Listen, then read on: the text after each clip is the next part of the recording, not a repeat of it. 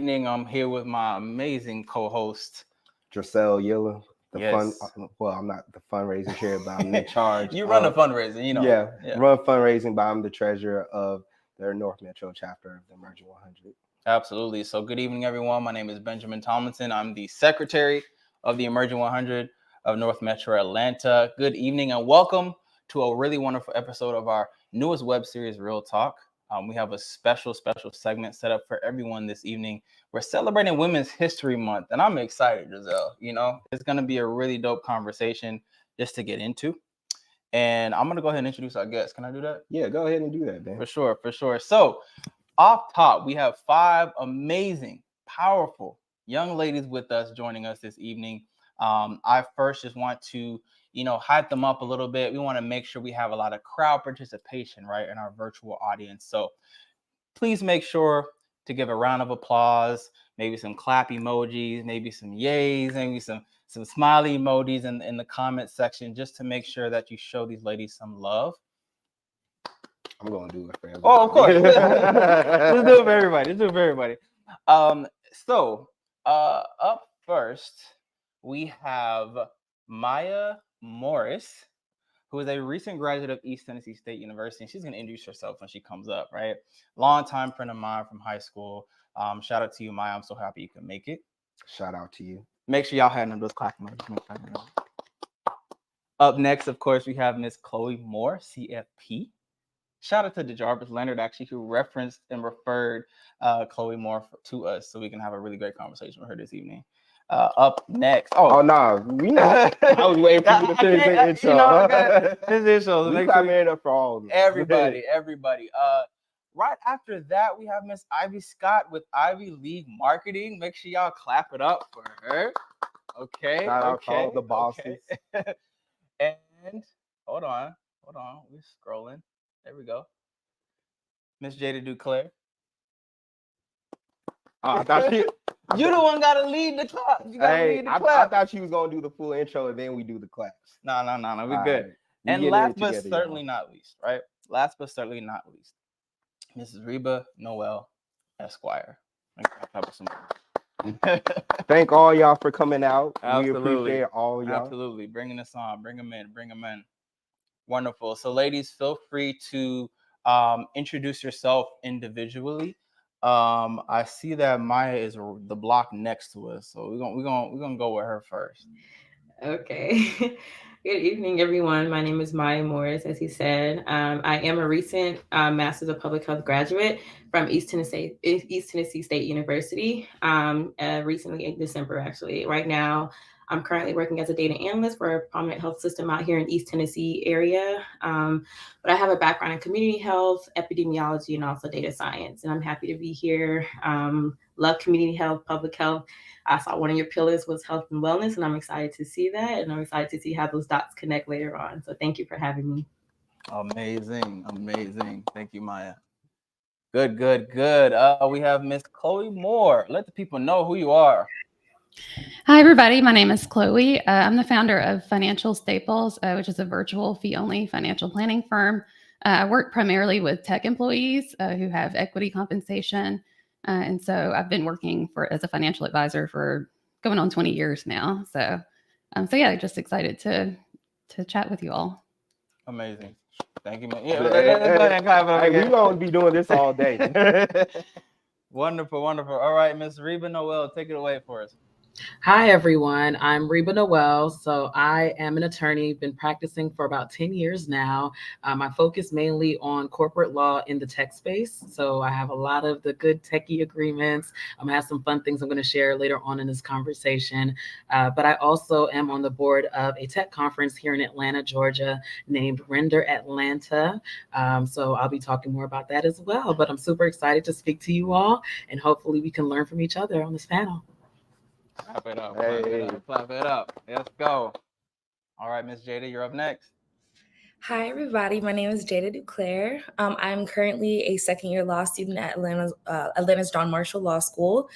So I'm an aspiring attorney. I'm very excited to, get that opportunity one day. And I also am currently working at the CP Law Group as an executive assistant, and just recently started working in the litigation department as well. So I'm really excited. This is my first panel, so I'm really excited to get to know you ladies and to, get into these questions later. Amazing. Now, Jada, you didn't even tell me that. You put the pressure on us. This is your first panel. We're supposed to make this amazing. We got to take it to the moon now. Oh, yeah, most definitely. All right, Ivy, take us home. Well, thank you so much, Benji, for having me on. Thank you, Emerging 100. I'm so excited to be among some amazing women. So I'm the founder and CEO of Ivy League Marketing. We provide fractional chief marketing officer services to small progressive businesses here in Atlanta and honestly across the nation.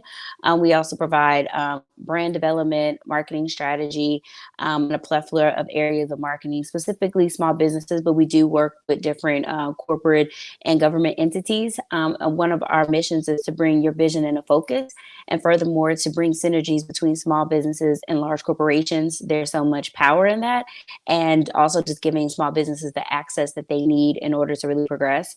Additionally, I'm a business coach for the largest incubator for minority-owned businesses in the country, which is the Russell Innovation Center for Entrepreneurs, which is based right here in Atlanta.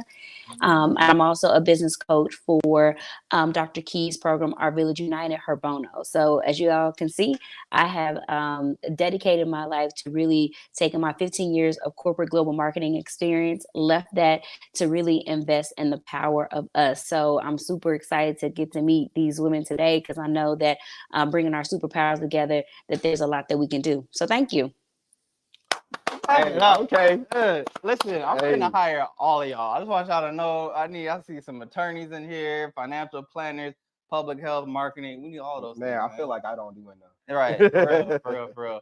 Now, Giselle, before you really get into some of these introductory questions, I want to briefly introduce our organization, right? Yeah. So we're going to get our 4-pillar slide up on the screen, if we can get that up real quick. Yes, amazing. So for those who don't know, the Emerging 100 exists as an auxiliary group of the 100 Black Men of America, which was founded in 1963. It's actually ranked as the nation's top African-American mentoring organizations, recognized nationally. And our 4 pillars are mentoring, economic empowerment, education, and health and wellness. We refer to them as 4 for the future. Now, obviously, we have 100 Black men across the United States. The Emerging 100 was birthed somewhere in the early mid-2000s as a way to better connect our mentoring pipeline. And so the Emerging 100 serves ages between the ages of 22 and 35. So as you can see, that's a huge gap between college and making it into 100 that the Emerging 100 can fill. And so we were instantiated as that middle piece, that integral middle piece, to make sure that our mentoring across a lifetime is fulfilled. And, in North Metro Atlanta, they saw fit to start another chapter in the Cobb, Gwinnett, and North Fulton area. So many people tapped people on the shoulder. Brothers reached out to brothers. I reached out to Giselle. He reached out to Austin. And listen, we had to sit for a moment, think about it. And we want to be part of something bigger than ourselves. And so here we are founding a very prominent Emerging 100 chapter here at North Metro Atlanta. So that's what brought us here today. And we got to clap. We got to clap it up for ourselves. Hey. Yeah. We love to serve our community and give back. Most def. So Giselle, I'm gonna give it off to you, man. And why don't you go ahead and first we actually have an icebreaker. Oh yeah, most definitely. Let's start off with the icebreaker. Mm-hmm. When it comes to eating wings, do you prefer drums or flats? And y'all better not answer wrong. You better not answer wrong. Better not answer wrong. And then we're going to have a follow-up question, because I need to know ranch or blue cheese. That's a whole... Okay, all right. Who do you want to go first? Anybody. Let's well, I don't care what other people say. I'm an AKA. I am very pretty. So I'm going to go with drums, because I got to keep it cute. And then I most definitely got to have my ranch. I'm from Texas, so got to have the ranch with my hot wings. Ooh, okay. I am literally the total opposite. And my blue cheese. Okay, I need my flats and my blue cheese. Like when you get right out of that flat, like yeah. I'm so sorry, Soror. I'm also an AKA, And I am all flats and blue cheese all day. Okay. I can't even help it. I don't know why. Hey, flats is the way to go. I'm a flats fan and ranch. Yeah. Blue cheese is. Yeah, and I'm probably one of the weird people that I don't have a preference between drums or flats. I'll eat both. So my friends love me because whatever. Even the playing Yeah. field. Hey, I'll just eat whatever's left. She played it safe. There's no need I'm to not fight, mad at y'all. that though. There's I'm no not mad need. at that. Yeah, and I like ranch. I'm from Alabama, so I love ranch. And my favorite flavor is lemon pepper wet. Okay. Some of y'all broke my heart a little bit with y'all answers, but we'll talk about that offline, right? But that kind of leads us into our next segment. So y'all are pretty prominent. Y'all not scared to speak the truth by some of y'all answers with the blue cheese, but I'm gonna refrain from that. But over the course of y'all's like careers, establishing yourselves, like what are some of your favorite aspects, or what were some of the challenges you had to face throughout y'all's upbringing when it comes to childhood, transitioning into like stepping into another realm that a lot of Black people aren't in? So like, what was that kind of transition like? What was that journey like? I'm not certain who would like to go first with their answer, but yeah, we can open up the floor. I don't mind going first. If that's okay. Yeah, go ahead. for it. All right. So my journey of getting here, I am first generation in the U.S. So both of my parents are from Grenada. So that I would say was probably one of my first hurdles, is trying to navigate the U.S. system when it comes to education, when it comes to going to colleges, even understanding different career paths. I don't know if anybody's familiar, but with most foreigners, it's doctor, lawyer, engineer, and that's what we go, right? First generation over here. First generation. First generation Listen, we know how it is. Yeah, we definitely understand. Yeah, so it was interesting trying to figure out just where to go with that. Throughout like elementary, middle school, I was always a debater. So clearly I moved towards the legal route of things. But just in terms of trying to figure out the way to get to college and what I needed to focus on in college to then get to law school, I had a lot of mentors. So that was really important to me. So again, I love that that's one of your pillars, because that was necessary for me. I did not understand the system. My parents didn't understand the system. Most of my family members were not necessarily familiar, or they were just arriving themselves. So it was really important for me to have people who have been here, who have gone through the application process to do so. Fast forward, got through undergrad. I went to University of Maryland, College Park, and studied government and politics with a focus on international relations. I love travel. I love international societies. I love immersing myself in other cultures. So I had to throw that in there as well. And then I went to law school in Charlotte, North Carolina. After that, practicing here, I think one of the things you mentioned in your question was challenges, I guess you would say, once getting here, was around sexism and ageism. I think were the two big things that I've dealt with in my career. I went straight through from undergrad through law school. So I graduated and was practicing at 25. I was in a lot of places with people who were 60s and above, and I sometimes were leading some of those teams. A lot of times I would get pushback because I was a younger attorney. If I'm negotiating against an opposing counsel, they will push back and say, well, I've been doing this for 25 years, so I know this, that, and the third. So that was one of the things I kind of had to push past and just make sure that I was fully equipped. So going into a negotiation, had all of my research, had all of my points, so that I wasn't caught off guard if somebody did come with that type of energy, let's say. And then in terms of the sexism, just again, sometimes I was mistaken for the legal assistant or the paralegal when I was the person representing this Fortune 100 company, right? So those things happen. You have to kind of push through that and just understand that that's their bias. That has nothing to do with you and your competency. So that, I guess I'll stop talking because I feel like I'm talking for a lot, but that's kind of how I got here with a quick synopsis. Sorry. Got it. No, it's no problem. We appreciate you sharing that with us. That definitely sounds like there was challenges and tribulations, but we appreciate you for fighting through that. Right. And ladies, real quick too, if you feel like, you know, there may be, you know, you want to wait for everyone to get their points out, there's plenty of room in this conversation to share. So I want to make sure that, you know, as we progress through, you don't feel pressure to answer every single question. You can definitely, you know, weave in your specific story. So just want to put that out there. You don't have to feel pressure to want to answer at every every question, but we can go ahead and continue. You know, name the challenges. How did you get here? If anyone else wants to hop in. Yeah, I can jump in next. And I definitely relate to you, Reba, with just working in a professional environment, being very young. So I kind of got into financial planning by accident. I didn't know this was a career path. I went to University of Alabama, Roll Tide, and I was Roll very Tide, much, roll. yeah, Roll Tide. But I was very much on a path to doing sports medicine. And so I started as an athletic training major, exercise science minor. And once I got into it, I just was not excited about it. I took, all these anatomy and nutrition and biology, all these classes, and I was just bored after the first year. So talked to my counselor, found out about financial planning as a career path, and have never looked back. And just really the biggest challenges for me was every company that I worked for, I was the only Black woman working as a financial planner. And so it was definitely, there was some ageism too, because I graduated and started straight out of college, got all my licenses within the first year. And so I was always the youngest person and then the only Black woman. So there was just a lot of things that I had to deal with over the first 10 years of my career before I decided to go out on my own.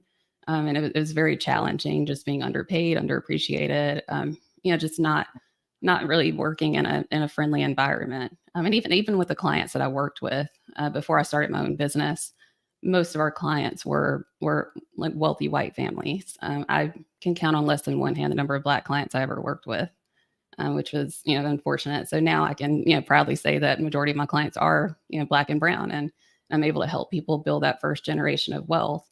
Whereas, before I was working with people that were kind of coming from multi-generational wealthy families, and they're taught lessons that we, in our communities aren't always taught. So I was able to take that knowledge and really help people build that first generation of wealth. Amazing. Oh, yeah, We definitely love that. amazing. We We love that. love to hear like success, especially when you have so much opposition against what you're trying to build. Got it. Yeah, let's see if we can get one more. Let's get one more story in there. I'll go ahead and jump in.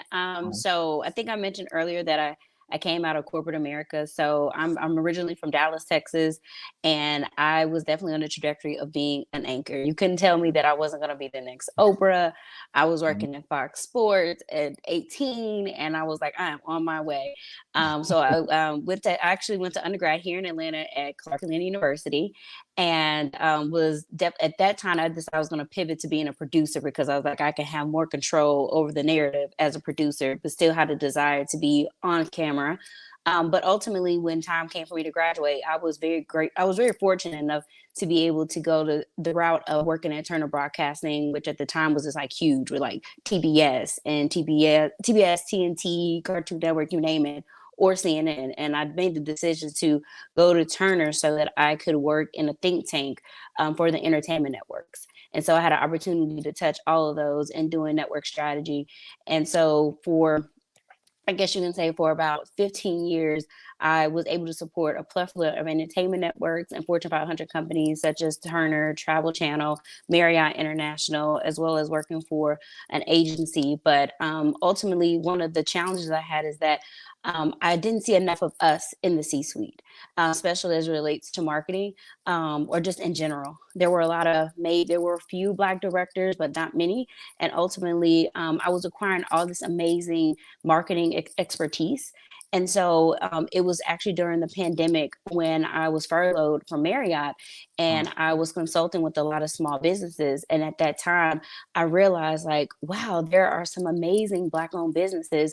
And the reason why they aren't thriving is because they don't have access to money and capital. They also don't have exposure to the right people to help them to get to the next level. And most importantly, they just don't have the expertise. We didn't have the opportunity of having C-suite individuals over for dinner. That was just something that many of our families did not have. We didn't have people who were business owners, and many of these small businesses had never worked in corporate America. So they had no idea of even how that should function in order to have a strong business. So for me, I literally left my crutch, which was corporate America, because I was a corporate girl, and you couldn't tell me that I wasn't going to be the next CMO of some big organization, which I still, now I am. Ironically, I'm the CMO of 3 small businesses. But I left that and took a leap on faith 3 years ago. And that was, when we talk about challenge, I thought corporate America was challenging, but also sexism and racism, that wasn't anything compared to being out here alone as an entrepreneur and having to learn the ropes and what that looks like. And so I'm grateful enough to say that, you know, most businesses don't last 3 years, and we're profitable, but it wasn't easy. So that was probably one of the biggest challenges for me. But on top of that, I just wanted to add that in addition to having Ivy League marketing, I also am a UPS store owner right here in the Cobb area. So really, we love to hear it. Where is it? Where's the UPS store? It's right off of Cobb Parkway. So if y'all familiar with the Cobb area where the Brave Stadium is located, we are in the shopping plaza by Walgreens, Starbucks, and the historical docks that everybody knows about. Exactly. We know docks. Everybody knows docks. I gotta turn off some business cards. I definitely gotta fly through there later on. Yeah. Sure. So come see me. But I just had to put that out there. So similar to, even though we all are in different industries, when you are a woman who is, and this is great that you're doing this during Women's History Month, but really changing the face of what leadership looks like, because traditionally it was dictatorship, it was intimidation, and it was making people question because of their age or their race or where they come from. But it's not about that. So we could talk more about that later in the conversation. But yeah, I'll stop there. Most definitely. Well, I feel like, Ivy, you mentioned something like that was very important. You said that nobody could tell you that you weren't going to be the next Oprah. So that actually brings in a pretty prominent question whenever it comes to Black women and having to step into that realm of being known as like the alpha in the room, right? So what are some women that help inspire y'all, and how did they play a role in your like story, day-to-day lives, and how did they inspire you to want to achieve more, and how did they actually change your thinking to think that you can achieve more? Let's open it up. I did. Yeah. Can you hear me? Okay. Yes, we can. Okay. So I went to Kennesaw State University for undergrad.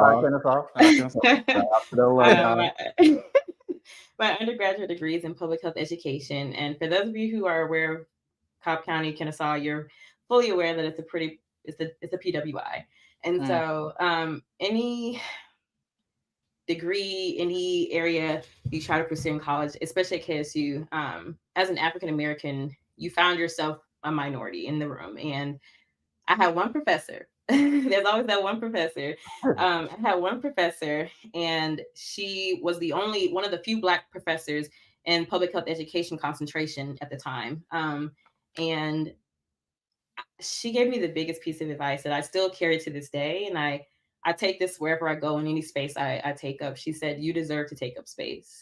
As a Black woman, you deserve to take up space. You deserve to bring your best foot forward. You deserve to be in rooms. You deserve to say your piece. You deserve to exist. You deserve all of that. And though that might be like, duh, as a Black woman, I feel like, and I'm pretty sure everyone on this call can relate, at some point, somewhere or another, you felt like you've had to almost overcompensate in certain places, in certain spaces, just to prove who you are, to prove that you deserve to be there. And that the biggest piece of advice, the biggest takeaway I can say I take it to this day is I don't have to prove any of that. Like, who I am, what I bring, my work, my ethics, my beliefs, all of that speaks for itself. And I shouldn't have to overcompensate just because I'm Black or just because I'm a woman in the room to feel like I have to say my piece, hurry up and get my words out there before someone cuts me off. I deserve to take up space. And that lesson to me has carried me through every avenue in life, including professional spaces and non-professional spaces as well. So that was one of the biggest moving pieces in my life, from a Black woman. And that advice I will probably carry for the rest of my life. That's amazing, Maiah. Thank you so much for sharing that. That was pretty important for me to hear too. Absolutely. It's always the professors, those one professors that drop that gem on you. Most definitely. Who else we got? I can go next. So I think that, I also went to Kennesaw State for undergrad. So that was a really fun experience. During my time at Kennesaw, I had already known from a young age that I wanted to get into the legal field. I always aspired to be a judge. I still aspire to be a judge one day. So I got the opportunity. I got the opportunity during my undergrad to actually do an internship at the Cobb County District Attorney's Office. And it was amazing. And there was a judge that I was able to watch a couple times in court, and the way that she navigated herself through her cases, the way that she was so patient, understanding, but still stern in applying the law. It was something that I didn't see in real time for a Black female until then. And her name is Kelly Hill. She was working with the Superior Court for Cobb County. And after seeing Miss Hill, or Judge Hill, I'm sorry, in court, I think it kind of really put it into reality that I can make this happen. And if I got an opportunity to sit in the space that she does, I would hope to make the impact on another Black female the way that she did for me. So I still, even to this day, hope that during law school, maybe I can get the opportunity to like maybe sit and shadow her and see her again in court.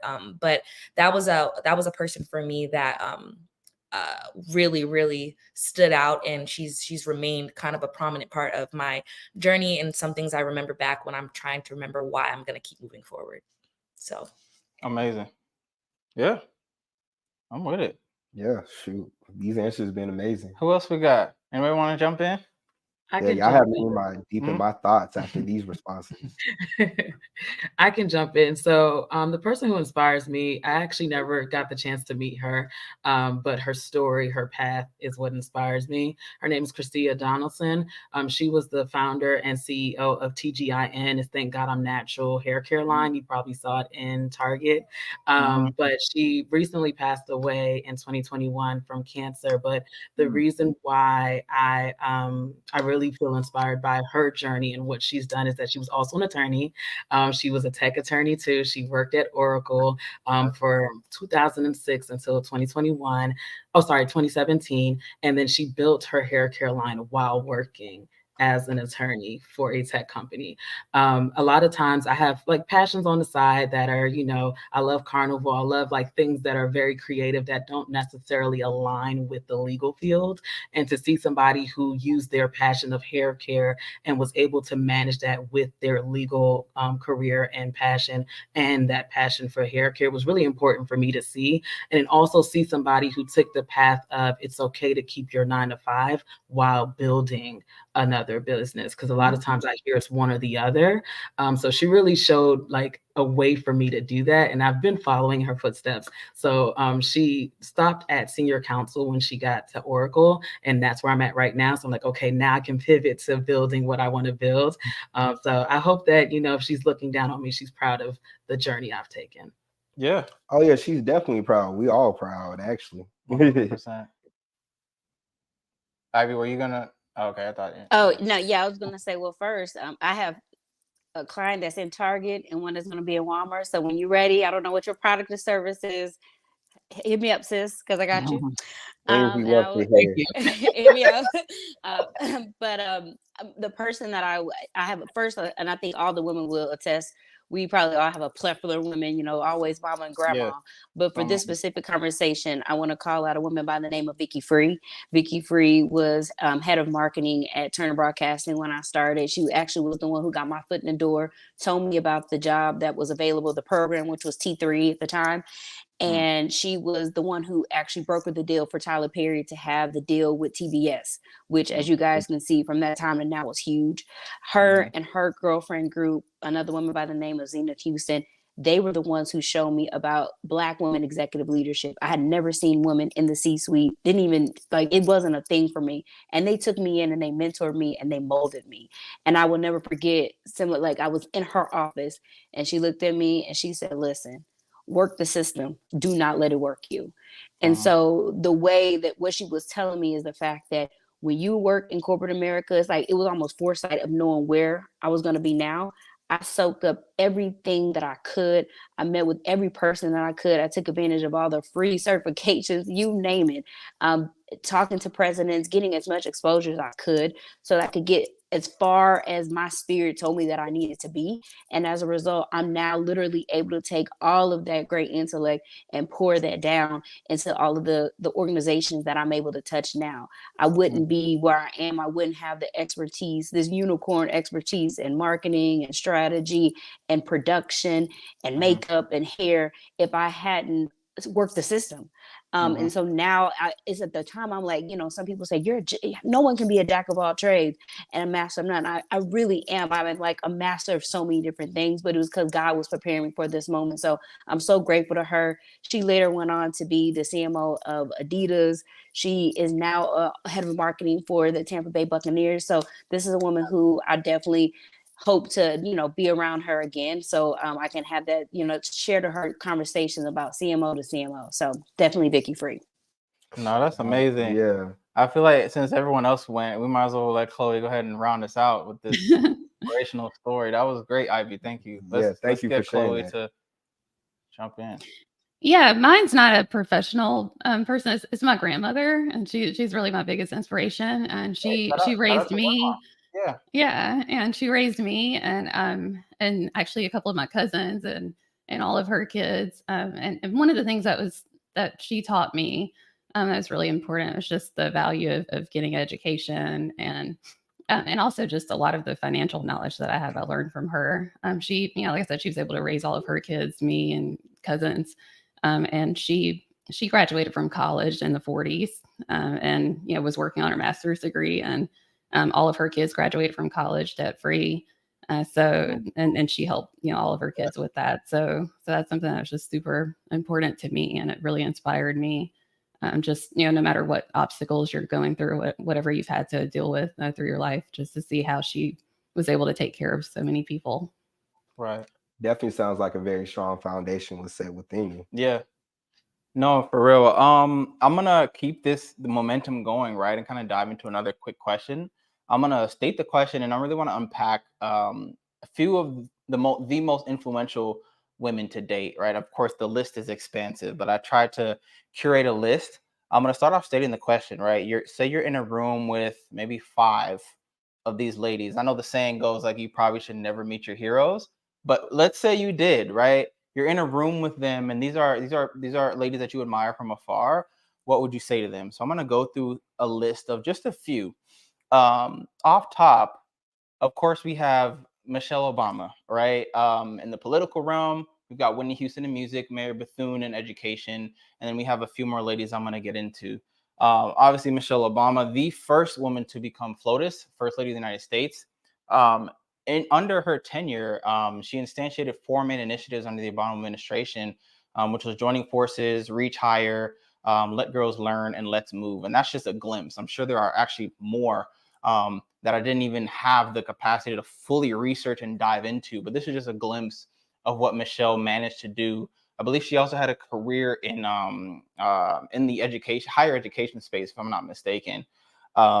Whitney Houston, I mean, that's a no-brainer, right? She was literally known as the voice, profoundly as the voice, like one of the greatest singers in the history of music. Probably never be touched. Nah, honestly. And so 200 million records sold worldwide, you name it, right? And then you have the education space, Mary McLeod Bethune. My cousin actually graduated from Bethune-Cookman College. And I had the opportunity, that was when I first learned about Bethune-Cookman. I was very young at the time, but as I got older and began to learn and appreciate Black history, I learned more about Mary Bethune. Like, she had founded an entire school to support African-American youth in higher education. She was also the director of Negro Affairs for the National Youth Administration for President Roosevelt. So at the highest level, and she was one of the highest paid African-Americans at the time. You may also know Madam C.J. Walker, right, in her entrepreneurship tenure. She really is the ultimate goat. And Dr. Mae Jameson, I learned about her in elementary school, but all I knew, was sadly that, she was the first Black woman to make it into space. But there's so much more to Dr. Mae Jameson that I learned just growing up, right? She and I'm reading from my notes here. Not only was she the first Black woman to venture into space, she also directed the Jameson Institute. She had her own institute for advancing technology in developing countries. She actually had the honor to appear on a Star Trek episode. She's in episode, it's called Second Chances, so you can actually look that up. She got offered by the show. Star Trek The Next Generation is that show. She played Lieutenant Palmer. And so that you can show that, like, just her value and her affinity towards the astronomy world, she was allowed that opportunity to appear on national television. Yeah, so she was also a GOAT in her own right. She also had her own consulting company that actually encourages STEM. And so you could kind of just see all these strategic moves that these young women are making. The last one I'll mention, and we'll go back to that question. Again, this list is expansive, right? Yeah. Lauren Simmons is probably one of my favorite on this list, and I'm going to explain why. Lauren Simmons is not only an emerging leader, just like us. Yeah. She's another graduate from Kennesaw State University, and I'm going to read a couple of facts about Lauren. Lauren gained prominence in 2017. At the age of 22, she took on a job at Rones Plant Securities and became the youngest and only woman trader on the New York Stock Exchange. Graduate from KSU. And she's also the co-executive producer on her own biographical film, played by Chloe Bailey. So this is actually a double whammy here. Yeah, I didn't even know. Chloe Bailey is actually going to be representing Lauren Simmons in Lauren Simmons' biographical film. So you can go ahead and look her up. Lauren Simmons, she was actually a first, here we go. She earned $12,000 her first year as a full-time equity trader. And then from there, she kind of just left to kind of start her own venture. And she's a very prominent like finance, tech, media influencer. And she's young, she's around our age range. So just to show like just the wide range of industries and passions and pursuits. And it's just interesting that we're still having like the first Black woman in a lot of these areas. So it's pretty dope to hear about these like different opportunities that have popped up over the years. Especially we went to school with them, right? Yeah, I didn't even know this. I'm gonna stop talking. I want to get back to my question. I just wanted to make sure we kind of set the tone, right? You say you're in a room with 5 of the GOATs, like in your mind, like what questions do you have for these women?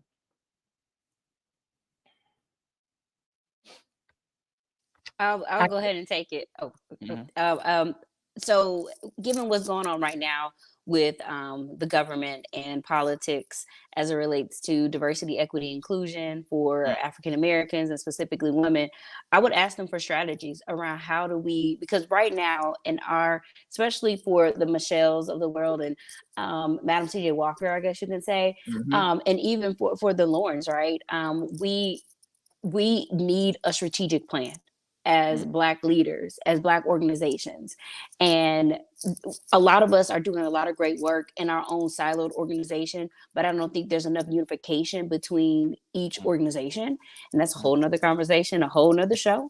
But I would ask them what would be their strategy plan in terms of how do we unify our organizations so that we can win this war that we're in right now, because a lot of people are kind of sleeping on it, but when you're immersed in it, it impacts so many of us, even outside of those people who are women of color, people of color. So that would definitely be my question. Okay. Strategic plan. I like that. I like plans. Definitely. Reba, I think you're gonna jump in.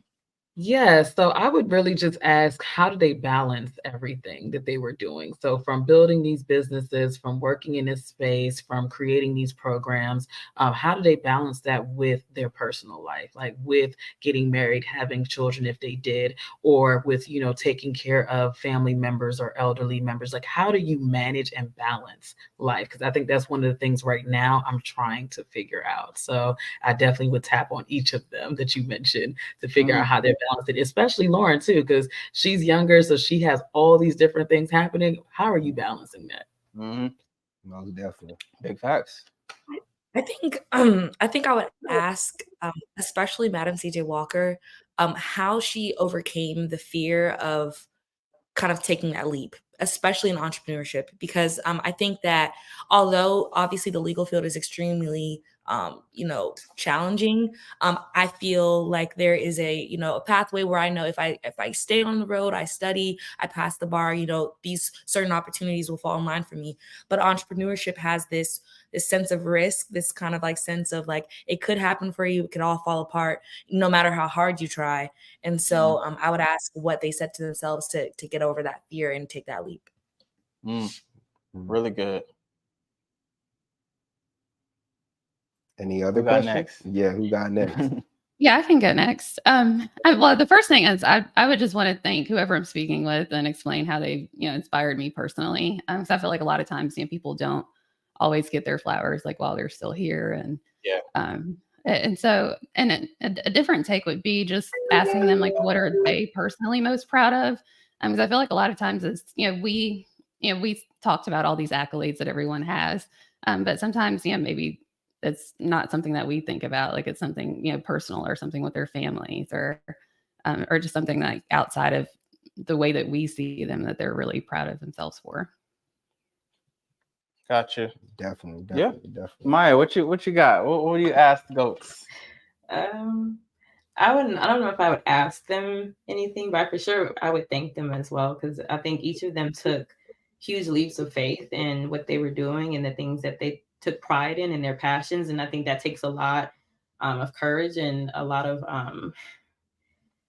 to do, because that in itself, because I think about all their stories and I'm like, I know for a fact, like, because as everyone was talking, I'm like, in my head, I'm like, I don't think I could do a lot of the things that they've done. Like, and I'm not even trying to downplay myself. It's just like, even hearing stories from my grandparents, elders, a lot of the things that they had to endure, and at that time period, a lot of them were reaching for those goals and going for those passions. They were tried. It wasn't just family issues. It was political issues. It was, you weren't allowed to go X, Y, and Z. It was, you had to build yourself up because when you went home, you had kids looking up to you. It was like all of that wrapped up in one. And I'm just like in awe. I'm like, wow, like you still stayed the course. You still pushed through. You still saw fit. And I think that's amazing. And I'm just giving accolades to all of them. I'm like, look, more power to you. I am proud of each and every one of you. Paved the way. I for sure asked, I think someone mentioned, how did you do it? Because honestly, how do you balance that? And how do you, even with balancing that, how do you prioritize your own mental health in the midst of balancing all of that? Like, where does that live? Like, what does that look like to you as your mom of 4 kids and you're trying to pursue your own passions while also trying to be a good wife, while also keeping a household together? Like, what does that look like? And how do you keep yourself together? So I for sure give them all their accolades, because I know that is not easy. I would also ask, like, how did you prioritize yourself, your own mental health? What did that look like? And how does that work for you? Mental health is very important. Shout out to our health and wellness pillar. So, like, what's interesting is, like, when we ask you this question, you're looking at like a prominent figure that, like, had to conquer things that you guys never had to face. But what's crazy about it is, if we was to take you 5 years ago, there's a lot of trials and tribulations you probably never thought you would have to face. So, like, if I had to ask y'all, what would be some advice you would give yourself to the, like, younger self of yourself from 5 years ago? I know I said yourself a lot, but I think I'm gonna chime in really quick. Oh, I'm sorry. No, please go. I'll go right after you. Because it kind of piggyback off of what I just said. Prioritize yourself. Prioritize your needs. Prioritize your mental health. You are replaceable at any job. I hate to say it like that. I hate to be that person, but you are replaceable. If you work for someone else, you are replaceable. And if you don't value what your own passions are, separate aside from your career and then the organization or company's needs, if I could give myself any advice, prioritize your own mental health. Because I was working myself over and over, hours and hours, doing other people's jobs, trying to prove myself, like, I can do this. You see, I can do it, trying to do a dance. And I'm like, I shouldn't have to do this. I shouldn't have to do this. And so for sure, I would say, give yourself grace.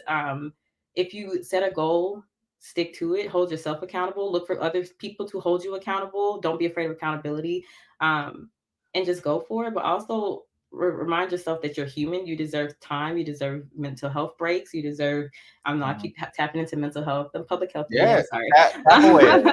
Yeah. But it's so important. And I don't want to bug you guys with all the data and all the statistics, but Black women are struggling mentally. Black people are struggling with mental health. And we dedicate ourselves so much to our craft, our families, our friends, and we don't take that time for ourselves. And so if I had to give myself any piece of advice, was make sure you are good first, because you can't pour into others from an empty cup. Most definitely. Well, I just had a quick follow-up question.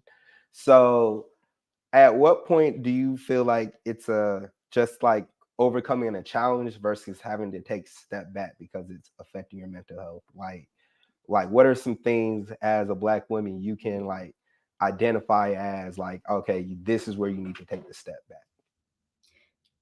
I don't know if anyone wants to answer, but I think if you can identify, acknowledge that when other people are doing the same things that you're doing and they're getting recognition or accolades or celebratory anything for it, but you do the same thing or you bring more to the table and you don't you don't get that recognition or you don't get the same treatment, pay attention. I think if you feel as though you're overworked, you feel as though you can't keep up, you feel as though you're drowning, and your work ethic is at that point is now suffering, or you feel as though their passion is starting to suffer, I think take a step back, reassess where it is you are, take a minute to say, hey, is this truly what I'm after? Am I letting the right things drive me right now? Or am I kind of in a chaotic moment right now? So take the time to say, hey, like, is this truly what I want? And if my beliefs are aligning with that, what else is at work here? Like, what else can happen? What else can I do to make sure that I'm receiving the help that I need or getting the situations that I need to better myself? For sure. Got it. Okay, amazing answer. Amazing answer. Does anybody else want to go real quick? I know. Yeah, Yeah, so I can go. Mhm. Yeah, I'd say the first thing, and this is kind of towards you, Maiah, as well. Just be proud of what you've already accomplished. Because you're definitely more than 5 years behind me. but I'd say, I mean, definitely, like you've already accomplished so much, and just be very proud of that. And I was talking to a friend earlier today, and he was even saying that I look at where I am now, and like I didn't even think I would be here. And but it's like we're always just looking ahead at what's the next goal, what's the next thing we want to achieve. But really just taking the time to be grateful for what you've been able to accomplish so far. And then I'd also say, especially for women, know your worth. Make sure you negotiate. Take care of yourself financially. Like, don't depend on anyone else. And make sure you're in a good position. I know there's a lot of layoffs and just uncertainty with what's going on right now. Just make sure that you're taking care of yourself too. That's facts. Big facts. 5 years ago, give yourself some advice. I would jump in. I would say, 5 years ago, my life was much different. Obviously, I was still literally working in corporate and going through a divorce, and I was pregnant. It was a lot going on. And so I could distinctly remember kind of like the anxiety that I was feeling, and I was worried and I was stressed and I was questioning everything. And I wish I could go back to myself and be like, girl, you're going to be okay. Don't waste your time stressing. Don't waste your time worrying, right? It's okay to have the fears. It's okay to have the emotions that you're having, but trust yourself to know that you've made it this far and you're going to move on. You're going to get past this, because life has peaks and it has valleys. And so with the good, sometimes you have to take the bad, and just remember that the journey that God is taking you on, if you trust that journey, then know you're going to be okay with that, and just keep going, because it will get better. Love that.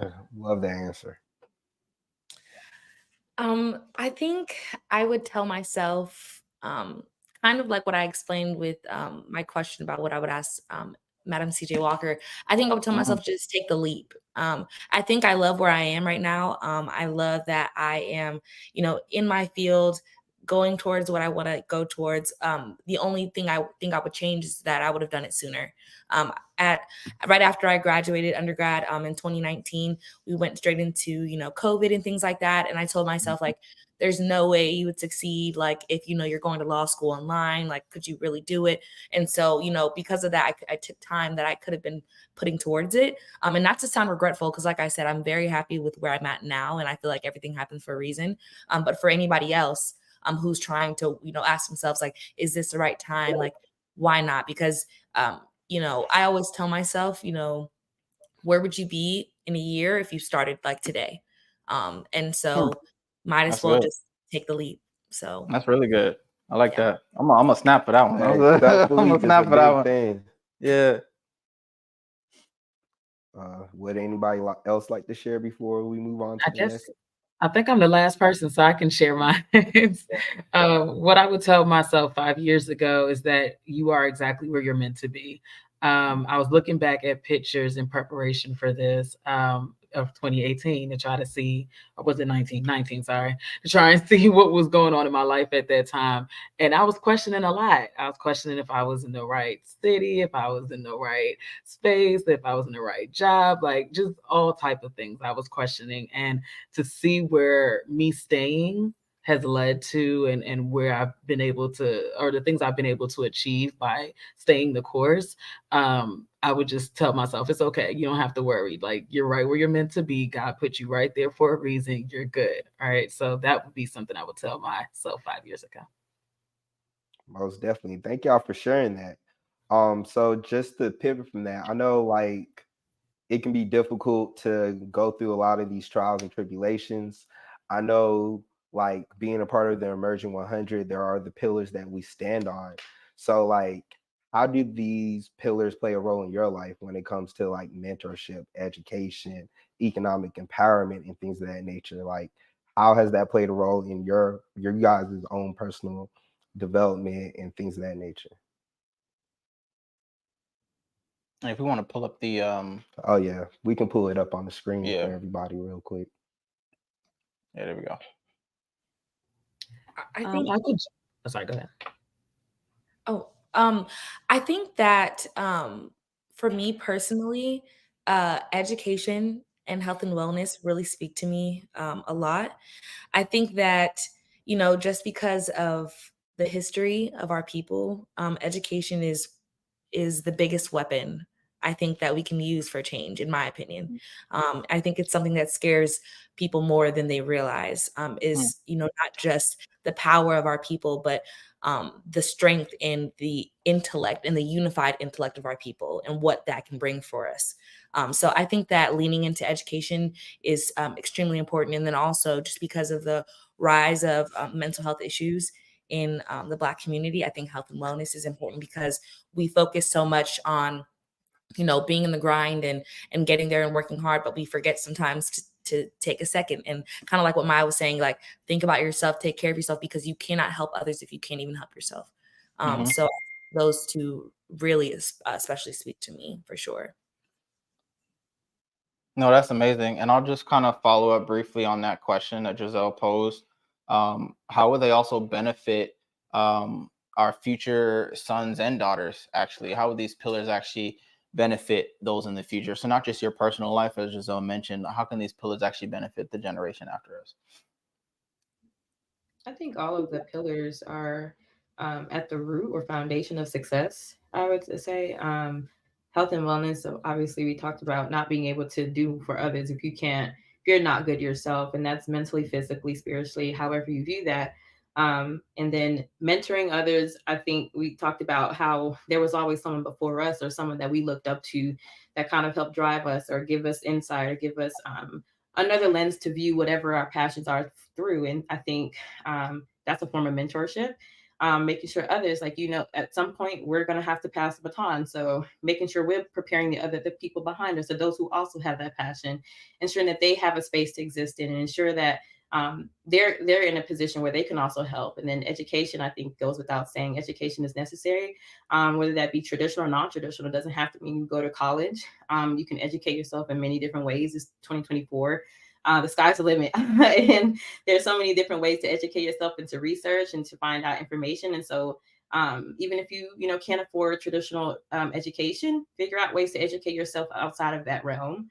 I think the last one was economic empowerment. It's so important for our community in order to build, in order to grow, in order to build a kingdom or to build our families. We have to have that stability. We have to have that knowledge, and we have to know what's right for us and what's right for whatever goals and passions that we have. So I think all of those are important, especially for the future of the next generation, behind us. They have to have those things. And I think it's great that this organization puts those as the pillars, because those are, I think, the foundation of success. Well said, Maiah. Definitely Very well said. Let's take it on down the line.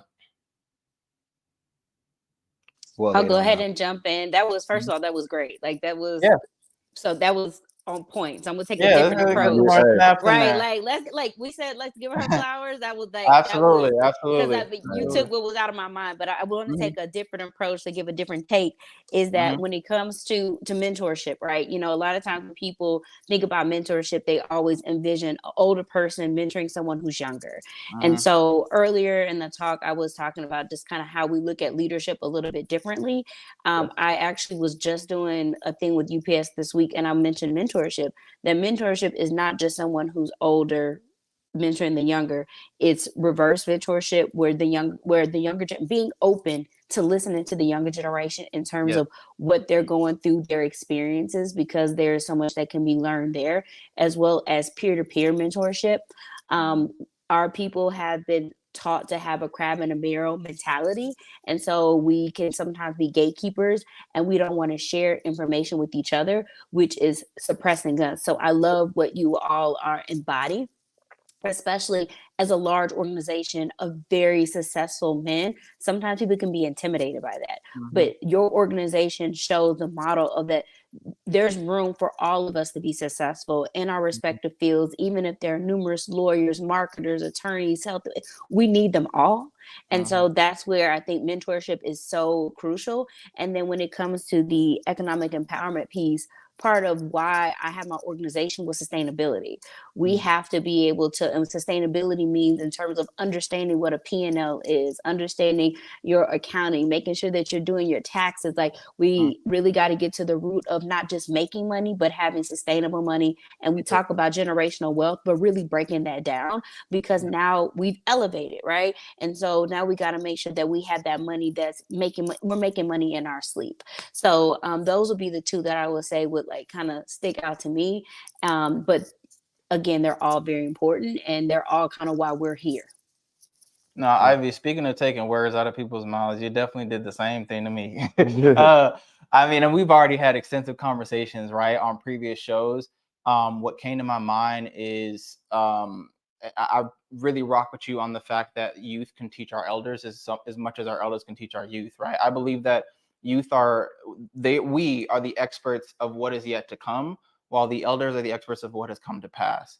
It's two sides of a beautiful equation. So we have to put the pieces together and understand that you can actually learn from your youth and those that are coming after you. I've always been the young guy in the group, right? I started school early. My birthday is weird in the year, so I'm always like the young kid in the class. And even in the groups and social circles and professional circles, I've just always been the young guy. And so when people see me, I know we mentioned ageism a little bit earlier. I've experienced that in some levels, more levels than, and ironically, it was in more spaces that were meant to be more inclusive, like the nonprofit space, for example. And yeah, so I've experienced in a way where like, wow, like I know I'm young, but I'm here. I'm eager to learn. And yes, I do have an extensive background of this knowledge base. But yeah, just to echo what you said, Ivy, like it's very important that education piece can go both ways and the mentoring can go both ways. But I just wanted to echo what you said there. Most definitely. I wasn't certain if anybody else wanted to share like their opinion on this topic. Yeah, I feel like everybody kind of said all the things that I would say. But one of the things that's so great about the Emerging 100 is just the aspect of community around all of these pillars. When you think about just even health and wellness or economic empowerment, just having that community and having people that support you and being an inspiration for your peers, and to also take care of themselves, mentally, spiritually, financially. That's important for us all. I love that. Love that. Take them home, man. Oh yeah. So I mean, Ben had a question for everybody, but I feel like it's a good time to pivot after having this discussion with you guys. I know you guys said that like there's a lot of rooms you had to face challenges in and difficulties just being a woman, but there's a standpoint as a Black man. I always want to make sure I'm there to support like the Black women in the room, making sure that I can be a pillar for how you want to go about handling your business. So what are some ways that you guys have seen that as a Black man, we can better support you in those rooms when it's time for entrepreneurship, when it's time for you to empower yourself and to be able to step up? Because I know I grew up with a lot of Black women in my life. I know Ben grew up with a lot of Black women in his life, but also as a Black man, sometimes it can be difficult to identify those opportunities if it's not expressed to us in a certain way or beforehand. So what are certain things that you notice that Black men can do better when it's time for us to have those business talks, when it's time for you guys to step into those rooms and run the meetings, because it's not always a Black man that needs to lead the charge every single time. And we've seen that throughout history. Absolutely. And had a lot of examples. So I would like to open the floor to that to get that. And y'all can be honest. Yeah, be honest. Jada got some words. I heard. Hey, go ahead. Hey, I done heard it all. Most of our friends are Black educated women, lawyers, engineers. So I hear it from them all the time. But I also wanted to provide the opportunity for provide y'all. the space. Let's hear it. Okay. Y'all not y'all taking a deep breath. It's the side. Is it that bad nowadays? Honestly, No, I think honestly this is such an interesting question. I think, but I really like it. I really appreciate it. I think that we need to just make sure that, especially when it comes to Black women and Black men working together, that it doesn't feel like there's this limited amount of space, and that it can't be shared. You know, I feel like we kind of go through this battle of like, you know, in these types of spaces, this would be more beneficial or more, you know, I don't know, normal for a Black man to be more involved as opposed to Black women and vice versa. And so I think, like, for example, if we think about nursing, I think we think about nursing, we think about how successful it is and open for a Black woman to be a great nurse and things like that. But a Black man might not feel as comfortable finding himself in those spaces and might not find himself being as supportive. And so I think when we think of that for Black women, being in more male forward fields, whether that be with finance or stocks or the legal field. Or engineering. Legal, engineering, anything. Yeah, I think that it's just important that men understand if they're in that space where they are more prominent, that they can use their own opportunities to create space for Black women, you know, and you can do that in different ways. You know, that can mean putting yourself in those spaces with them and showing them things you've learned, giving them mentoring positions or mentoring opportunities that they can lean into that are beneficial for them in different places and things like that. But I think that's just what's important, is finding space for each other in both ways. Black women helping Black men and vice versa. Love that. Share the space. I'm gonna piggyback off of Jada. I'm actually raising a Black man. I have a son who is 4. So I'm always thinking about how I show him that you can still be a very masculine young Black man and have respect for a strong Black woman or a Black woman leader, right?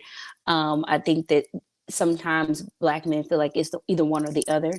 Is if I'm masculine, then that means you need to be beneath me, that you cannot be a leader. And I'm not saying that's always the case, but there haven't that it's a competition. It's not a competition. We can both win. We can both be leaders.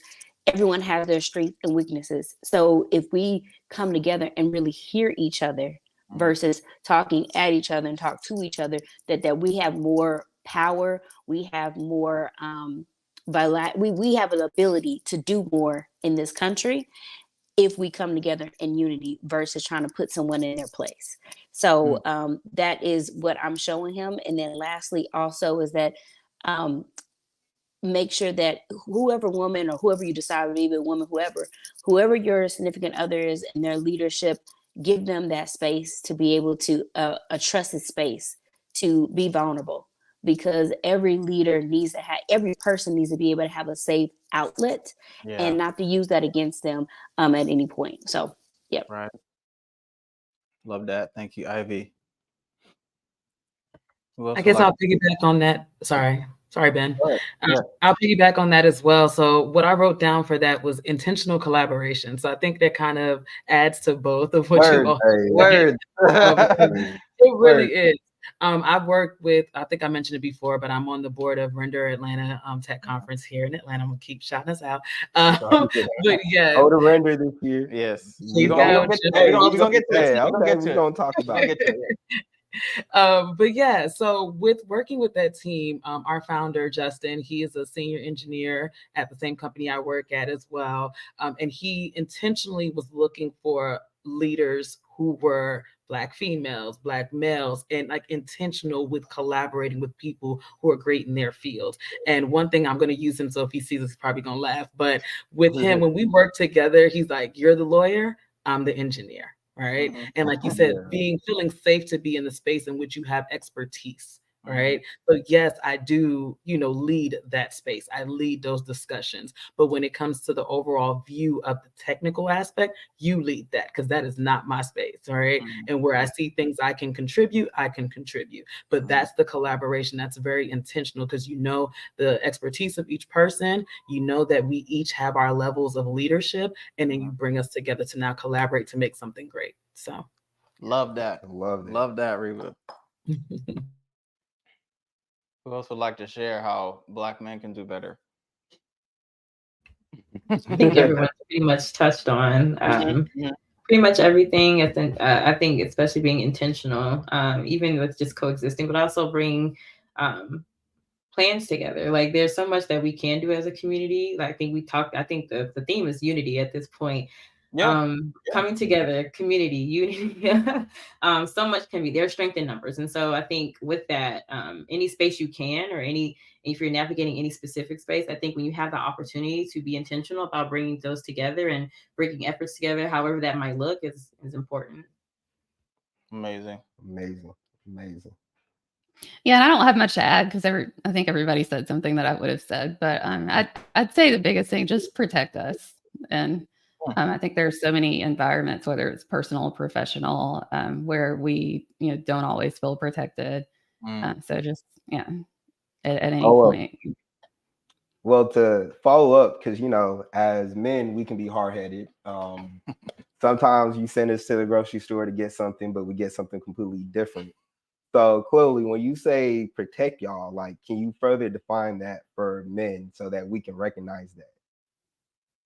Yeah, I mean, if you see someone that needs help, like a Black woman that needs help, or that is being in a vulnerable position, or in an unsafe position, just be there to protect her. Just to sum it up for all the guys out there, if you want to watch your mama in that position, you might need to step in. There you go. Keep it simple. Keep it real simple. With that being said, I mean, again, like, it goes without saying, all of these responses have been phenomenal. Before we transition to our Q&A, we want to get the audience to kind of chime in a little bit. We want to take this time to maybe give a couple of commercials. If you had a few spiels about your brand, upcoming events, and maybe where people can find you, what you're up to. I know Reba might have some notes coming up, but we want to take a couple of moments. We'll go ahead and start off with a signature event that we're leading for the Emerging 100 of North Metro Atlanta, in collaboration with our sponsorship chapter, the 100 Black Men in North Metro. If we could throw the YAL, there we go, the YAL flyer on the screen. So this is the Youth Achievement Luncheon. And as you know, of course, our pipeline spans from high school all the way up into the 100, through collegiate, through young professionals, right? Our Youth Achievement Luncheon is held in April.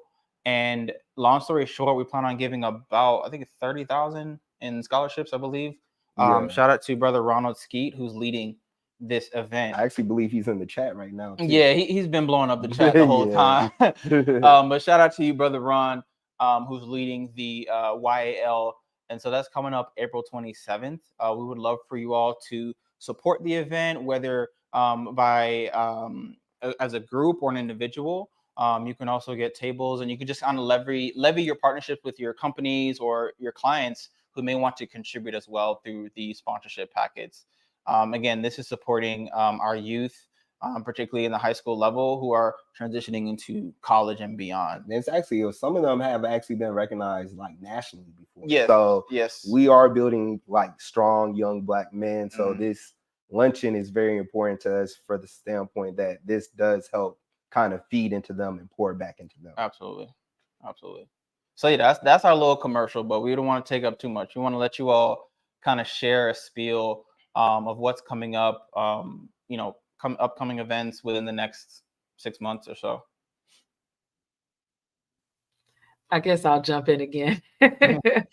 So the event that I've mentioned a few times is Render Atlanta Tech Conference. It's here in Atlanta from June 12th to the 14th. You don't have to necessarily be a technical tech person. You can be an adjacent like myself. So we have people finance, we have people legal, project managers.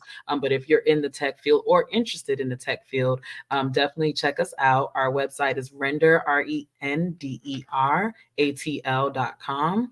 And you'll see all the different tracks that we have. We do have an AI track that's going to be coming out soon. Oh, love it. But yes, we do have legal options and things of that sort as well. But it's a good time.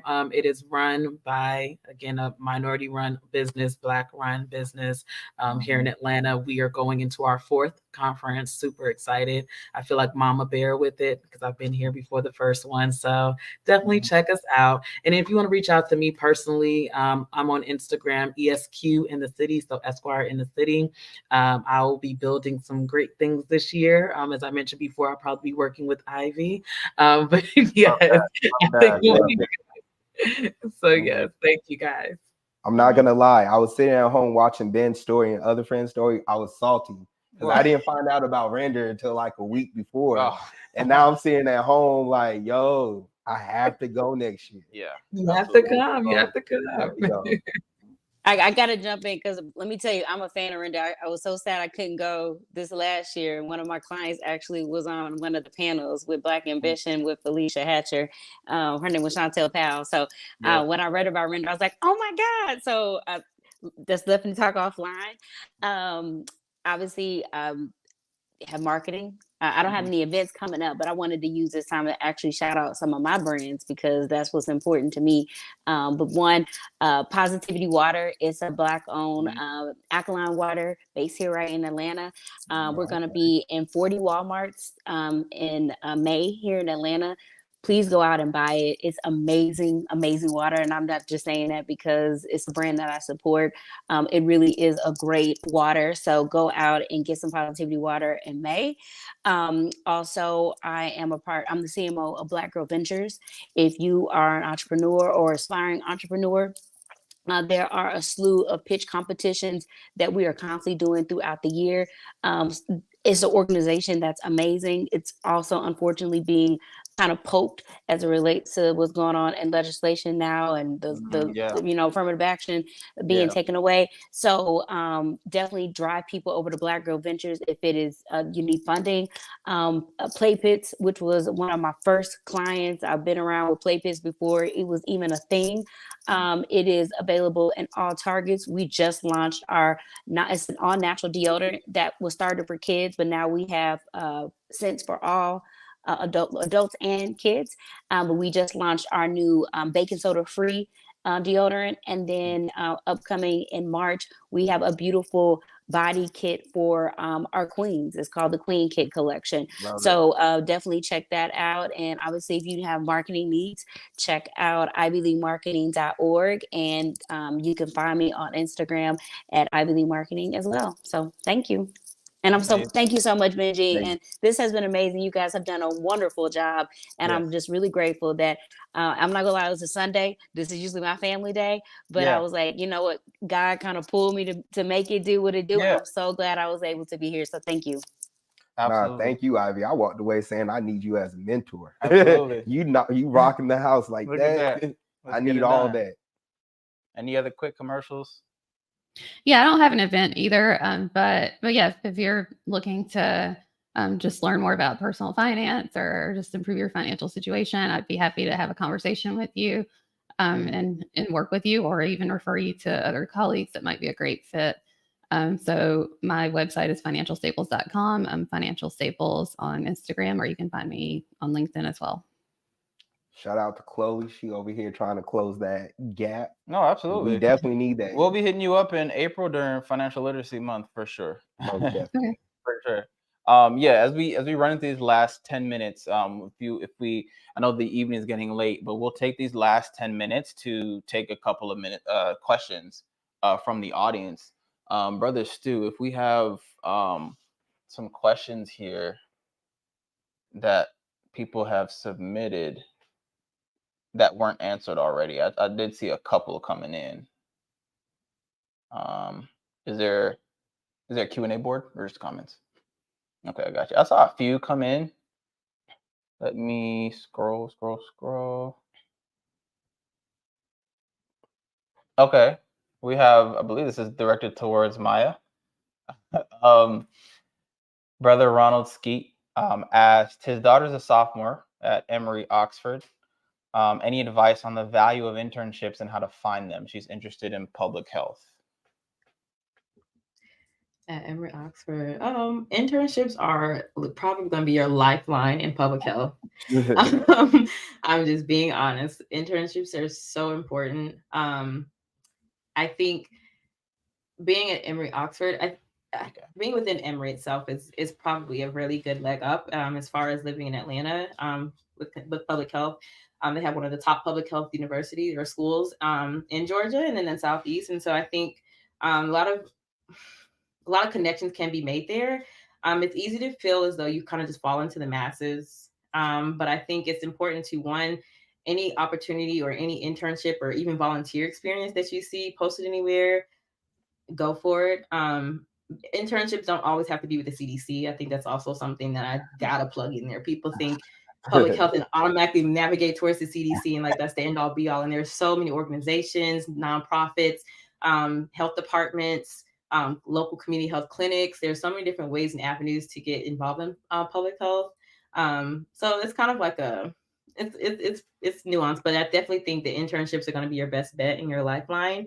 There are a lot of minority internships. I would tap into those if you can. A lot of those opportunities exist in Atlanta, and I think those are probably your best bet. But I'm also willing to answer your questions or also help her if she needs any additional help. So if you want to just message me, that's fine.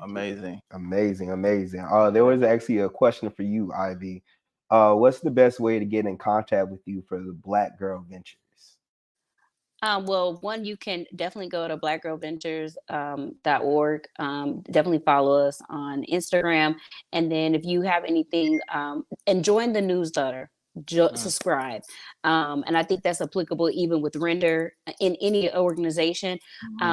Join their subscription because there's a lot of hidden gems there, because a lot of these organizations, they will not only put information about what is happening in their pipeline, but then they also most likely will talk about other organizations as well, whether it be great opportunities, leadership programs, even exclusives. So don't think of it as spam, because when you become a part of these communities and you start networking with these individuals, you'll be surprised how you might get plucked for different VIP experiences. So actually, on Friday, we did a first of its kind called Night of 1,000 Pitches, where we did 5 dinners in 5 different cities at the same time.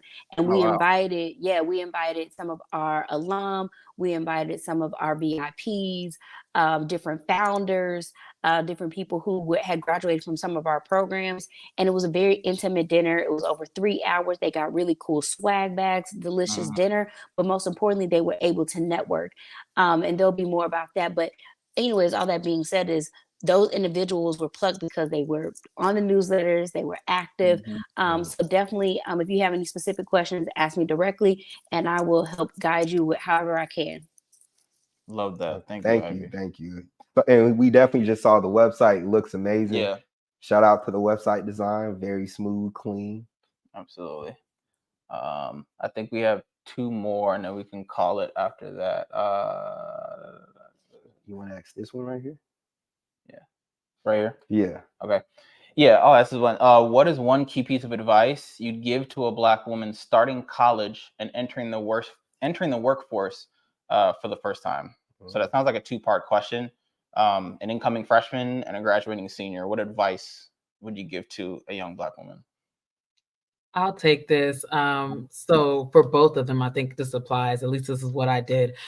Years of Yes. I don't know if anybody read that book, but saying yes to opportunities, especially as entering into college and entering the work field. I won't lie to y'all. I used to teach physics and engineering. I did all type of stuff in college, and I'm an attorney. But I said yes to every opportunity, because how will you know what you want to do unless you have been exposed to it? All right. So don't think that you're too good or not experienced for certain things. Try for every opportunity, and then as you start to build that experience, then you can start to narrow the focus on what you really want to do. So I say you need to have a few years of yes, where you say yes to these opportunities, and then you narrow the scope and focus. Amazing. And I want to piggyback off of how you get to the yes is scheduling informational interviews with people. So that was one of the key things that my first manager told me. She gave me a list of, I'm not kidding, I was like 50 people.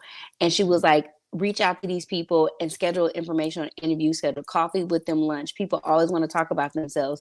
When you have that meeting with them, that's your opportunity for them to give you to tell you about what's happening, internship, and you can say yes. So never think that you age out of that.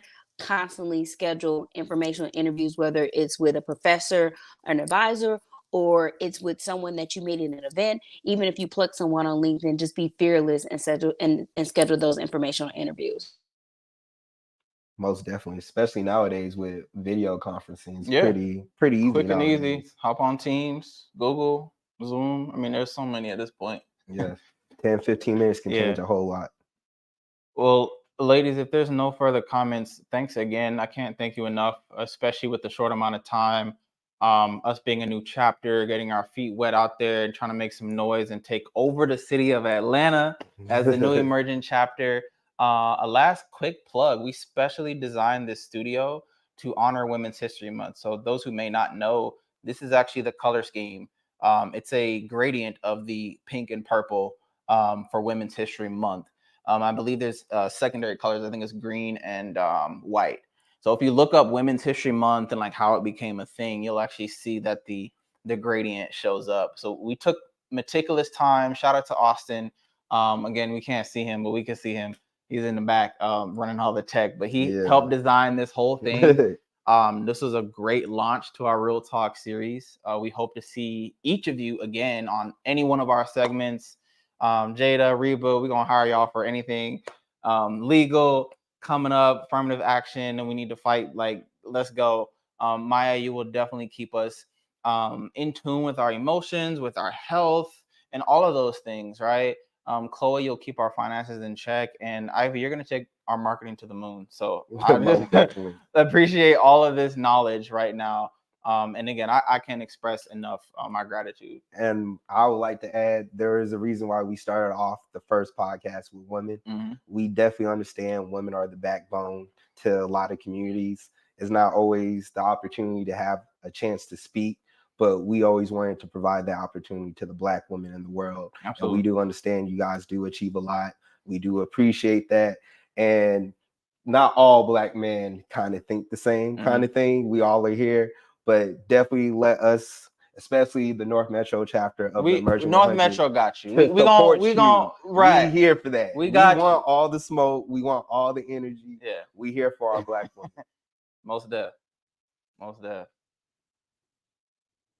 And Thanks again, thank you guys too. Thank you guys too for the opportunity. This was awesome. Like I said, it's my first one, so I had a great time with you guys, and it was lovely getting to meet all these ladies as well. Absolutely. Yes, thank you for having me. Yes. Yeah, thank you. Thank you. And Jada, sis, you did great. I can't even tell. You should even told us, but you did so good. But yeah, this was good. Thank you guys so much. Okay. Thanks again to our audience. Y'all. Thanks for the viewers. Let's get it. Appreciate y'all. Appreciate it. Y'all have a wonderful evening.